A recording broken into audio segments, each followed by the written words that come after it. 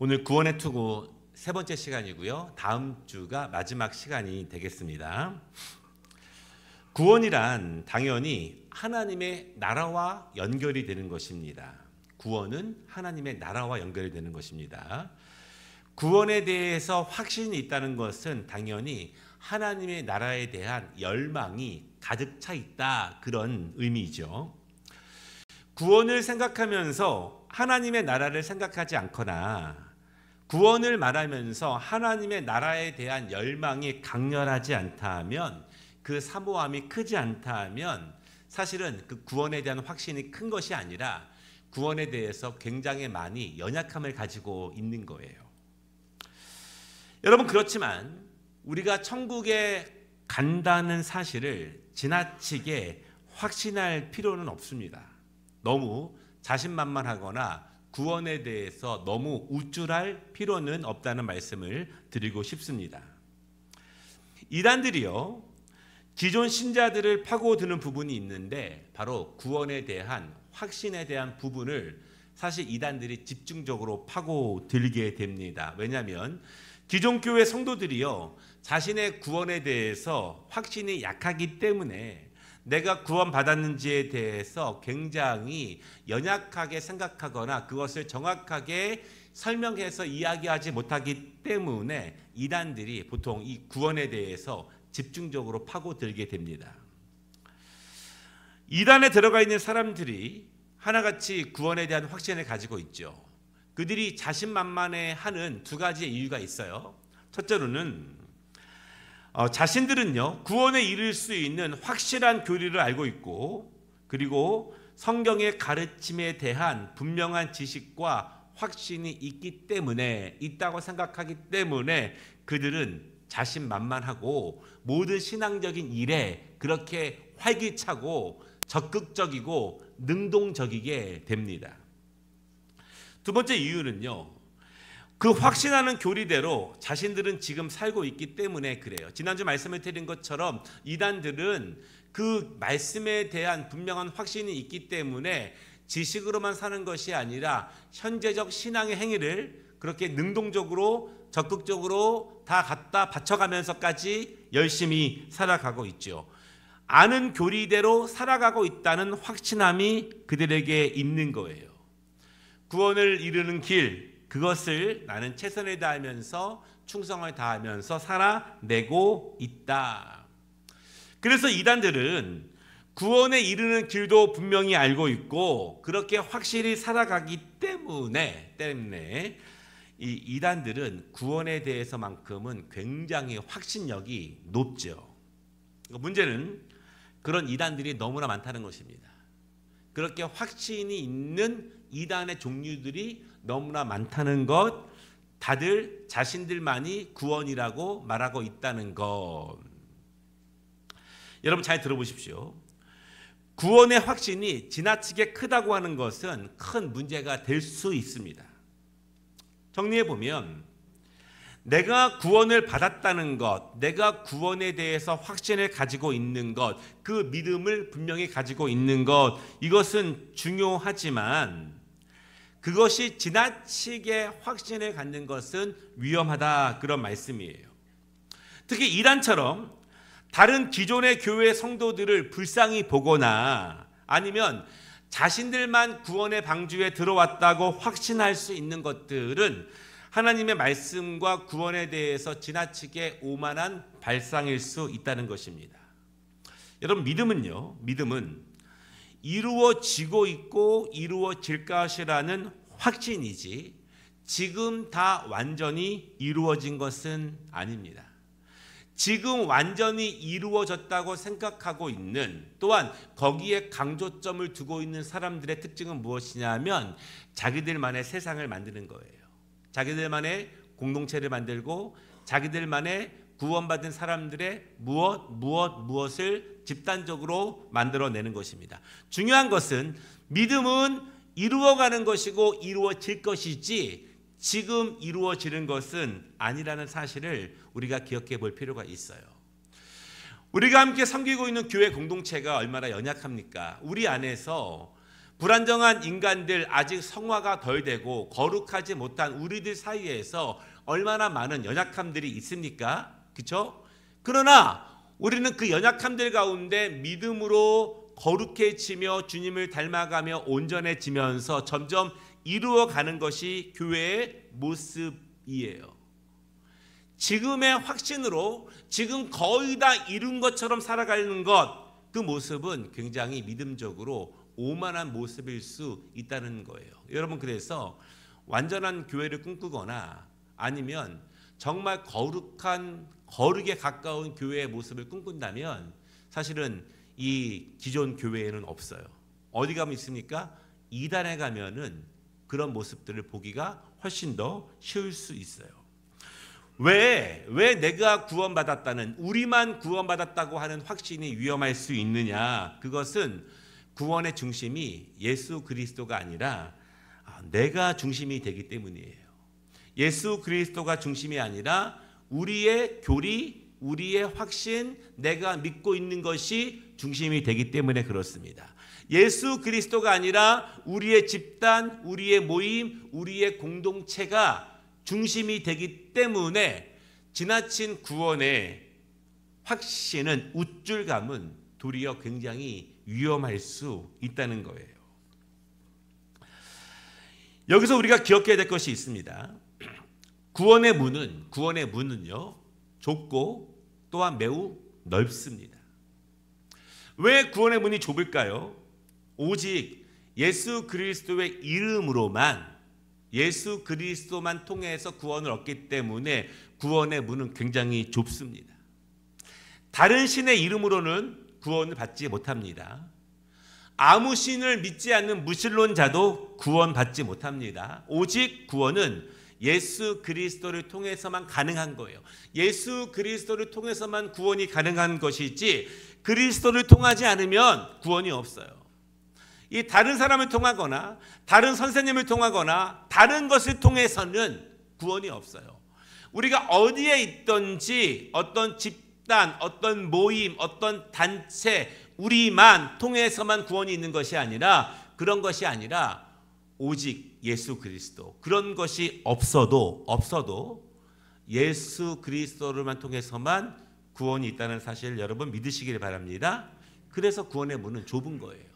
세상 사람들이 보기에 구원의 문은 굉장히 좁은 것입니다.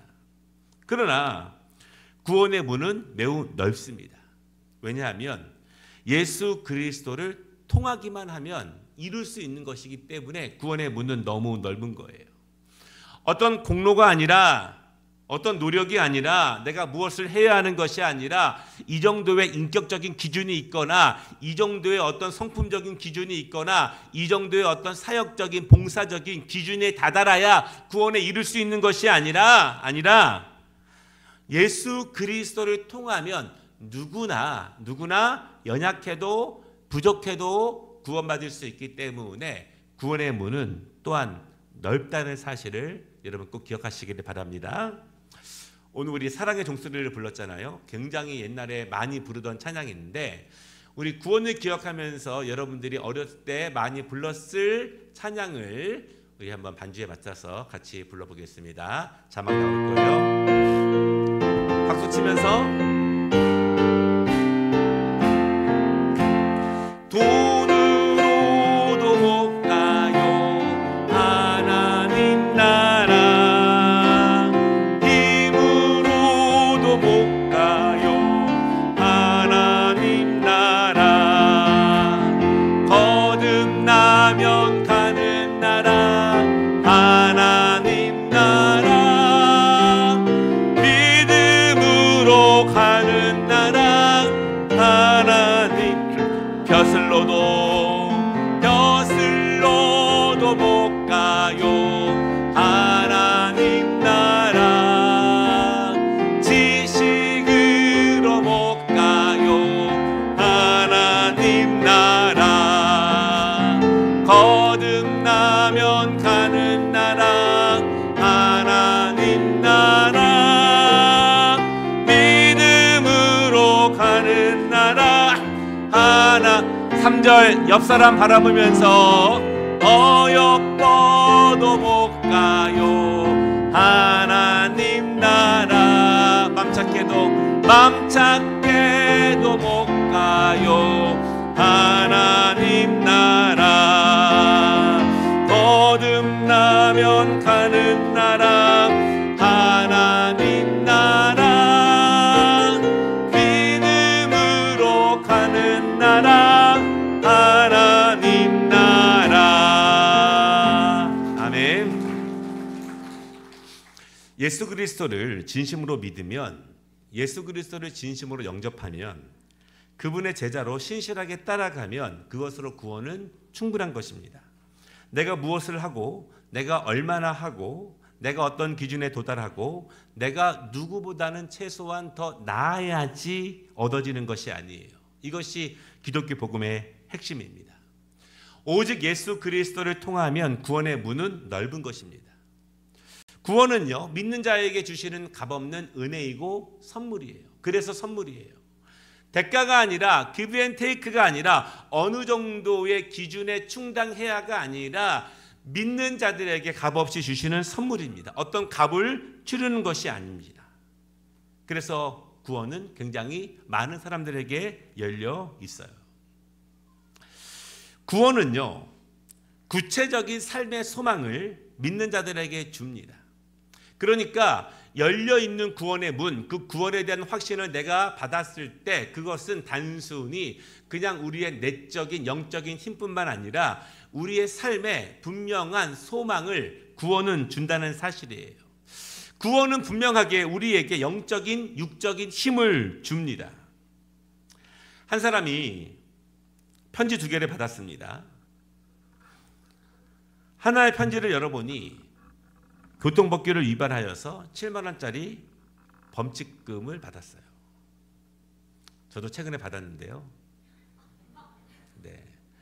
지방에 잠시 볼 일이 있어 가다가 아무 차도 거의 없는데 그냥 멍하니 빨간불을 카메라가 있는데 그냥 멍하니 아무 일도 없다듯이 그냥 쓱 지나갔더니 이 정도 금액이 나오더라고요. 그러면 우울하죠. 힘이 없어지죠. 신경질도 납니다. 그런데 또 하나의 편지를 열어보니까 외국에 사는 고모 할머니가 돌아가시면서 그 후손들에게 유산을 남겼는데 나에게도 5천만 원이 상속되었다는 편지입니다. 앞에 거는 제 얘기지만 뒤에 것은 제 얘기가 아니에요. 그렇다면 7만 원으로 인해서 우울한 삶을 살겠느냐, 신경질적인 삶을 살겠느냐, 아니면 더 큰 것을 상속받았기 때문에 더 큰 힘을 가지고 살아갈 수 있는가? 이것을 간단하지만 예로 들어드릴 수가 있어요. 오늘 우리는 고린도후서 4장 16절과 17절 말씀을 읽었습니다. 다시 한번 보겠습니다. 그러므로 우리가 낙심하지 아니하노니 우리의 겉사람은 낡아지나 우리의 속사람은 날로 새로워지느니라. 우리가 잠시 받는 환난에 경한 것이 지극히 크고 영원한 영광에 중한 것을 우리에게 이루게 함이니. 자막을 조금만 더 띄워주시면 좋겠습니다. 16절과 17절을 사실은 좀 따로따로 보는 경향이 많이 있어요. 그러나 이 두 말씀이 같이 연결이 됩니다. 이 말씀을 보십시오. 우리의 겉사람은 낡아지죠. 이것은 당연합니다. 여기서는 겉사람이라고 한국말을 썼지만 정확한 의미는 외적인 거예요. 외적인 거. 우리의 외적인 것은 낡아집니다. 그런 의미입니다. 우리의 육체를 포함해서 이 땅에서 물질적인 모든 것들은 영원하지 않고 다 낡아진다는 의미예요. 여러분, 중요한 것은요, 이 땅에 있는 모든 것들, 존재하고 있는 여러분들이 지금 보고 있는 모든 것, 만지고 있는 모든 것, 소유하고 있는 모든 것은 다 없어지는 것들입니다. 그런데 16절 말씀을 보면은 우리는 그런 것들 때문에 낙심한다는 거예요. 낙심. 그런 것들 때문에, 그 낡아지는 것들 때문에 우리는 마음이 무너집니다. 없어질 것 때문에 우리는 마음이 상해요. 그래서 우리는 삶이 고단합니다. 그런데 바울이 뭐라고 말하냐면 그렇게 금방 사라질 것들, 금방 없어질 것들, 영원하지 않은 것들 때문에 낙심하지 말라, 이렇게 말하고 있어요. 그것이 지혜입니다.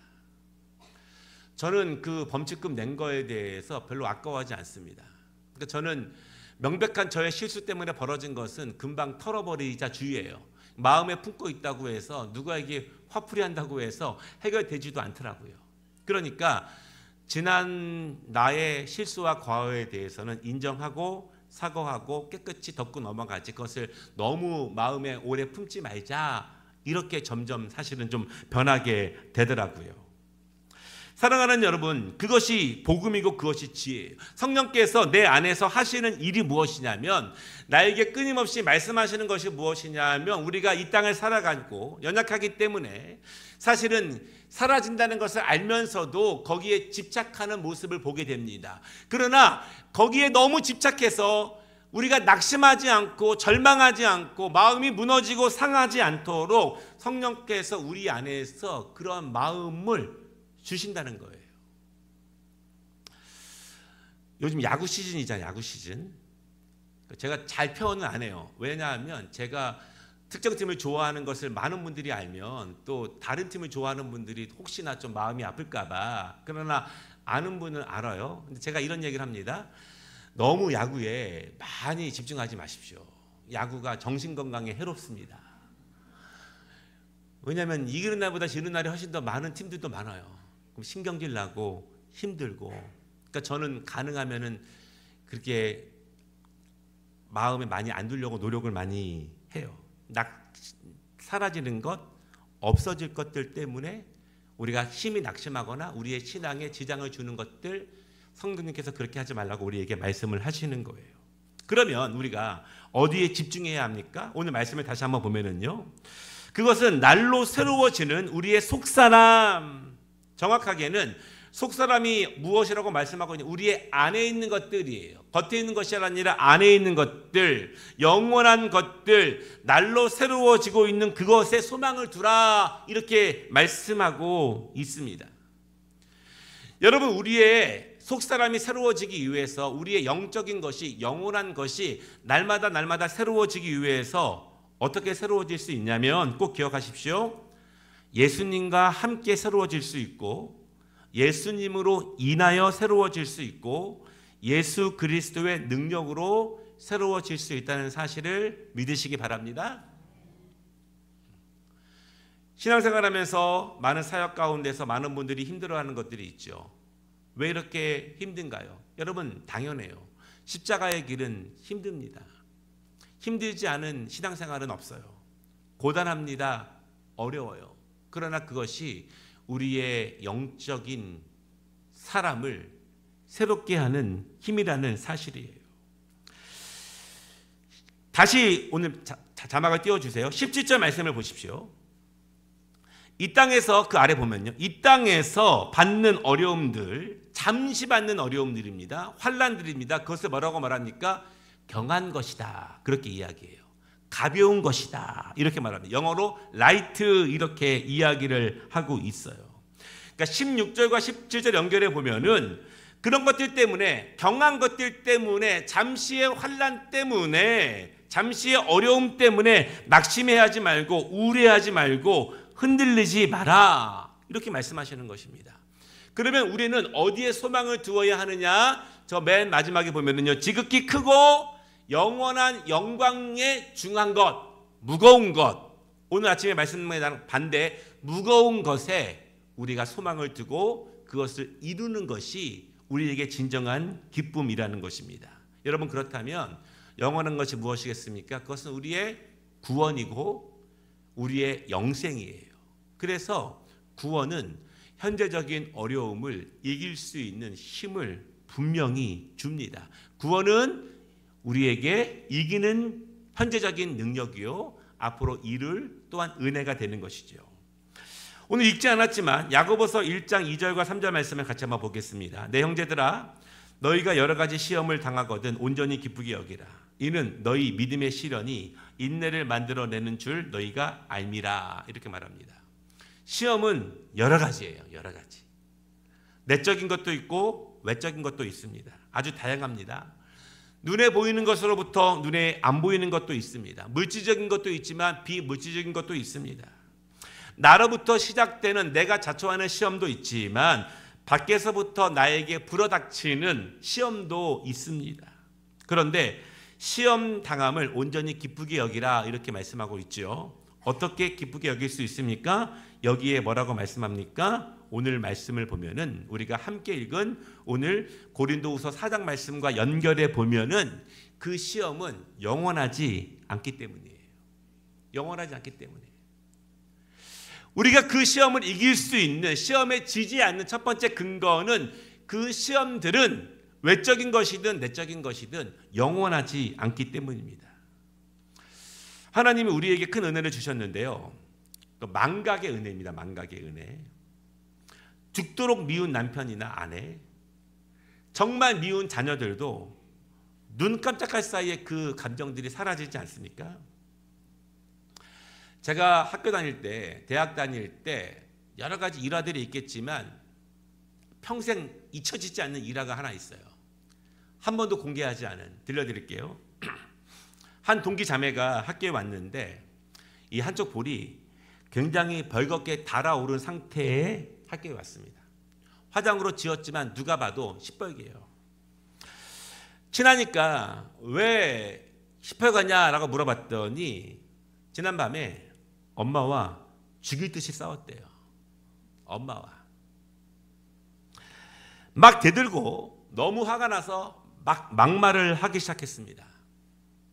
엄마가 너무 화가 나서 따귀를 2대 세게 때렸다는 거예요. 제가 걱정이 되는 거예요. 어떡하냐. 힘들겠다. 너 집에 들어갈 수 있겠냐. 왜냐하면 저는 되게 어려운 그런 모습이니까. 그때 그 자매가 이렇게 얘기하는 거예요. 괜찮아. 우리 엄마는 금방 풀어져. 그리고 전화를 하는데 제가 평생 잊혀지지가 않는 전화 내용이에요. 전화합니다. 엄마, 집에 갈 때 떡볶이와 순대 사갈 건데 엄마 먹을 거야? 그때 엄마가 뭐라고 말하냐면 빨리 사가지고 들어와 지지배야. 제가 막 칙년을 다 요 내용이 왔어요. 빨리 사가지고 들어와 기집애야. 영원하지 않기 때문에 그것으로 인해서 낭망하지 않고 우리는 기쁘게 여길 수 있습니다. 두 번째, 구원이 주는 두 번째 힘은요, 우리가 여러 가지 시험을 이길 수 있는 것은 더 큰 소망이 있기 때문에 기뻐할 수 있습니다. 우리 기독교 신앙의 본질 자체를 생각해 보면 슬픔이 마지막이라면, 절망이 마지막이라면 우리의 인생이 얼마나 비참하겠습니까? 그래도 우리는 여유 있게 살아가고 있지만 과거에 지금이라도 저 고달픈 지역에서 비참하게 인생을 마무리하는 분들이 얼마나 많이 있겠습니까? 우리의 모든 것들은 낡아지고 사라질 것입니다. 그러나 그것이 마지막이 아니에요. 끝이 아닙니다. 고린도후서 5장 1절에 이렇게 말씀하고 있는데요. 만일 땅에 있는 우리의 장막집이 무너지면 하늘에 하나님께서 지으신 집 곧 손으로 지은 것이 아니요 하늘에 있는 영원한 집이 우리에게 있는 줄을 아느니라. 다시 말씀드리면 이 땅의 것이 허물어져야 영원한 것이 시작된다, 그런 의미예요. 내 육체가 낡아지고 병들고 이 땅에서 보이는 것으로, 만져지는 것으로, 물질적인 것으로 완전히 사라져야 그때 비로소 영원한 낡아지지 않는 나의 영원한 집이, 영원한 부활체가 시작된다, 그렇게 말씀하고 있어요. 이 땅의 모든 것들이 낡아지고 무너져야 영원한 하나님의 나라가 임하게 됩니다. 반드시 사라져야 하고 반드시 낡아져야 임합니다.